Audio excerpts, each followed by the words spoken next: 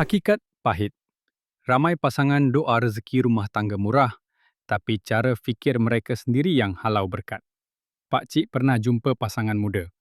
Gaji dua-dua elok, rumah selesa. Tapi tiap kali bercakap, ayat penuh dengan perbandingan. Rumah orang lagi besar. Suami orang lebih romantik. Lama-lama jiwa makin jauh, duit rasa tak pernah cukup. Sebaliknya, ada pasangan lain. Rumah kecil, gaji sederhana. Tapi fikiran mereka penuh syukur.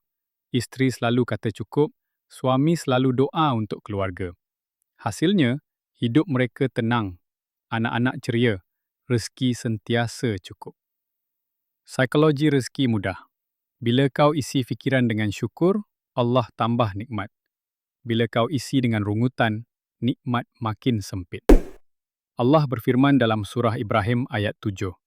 Sesungguhnya jika kamu bersyukur, nescaya aku akan menambah nikmat kepadamu.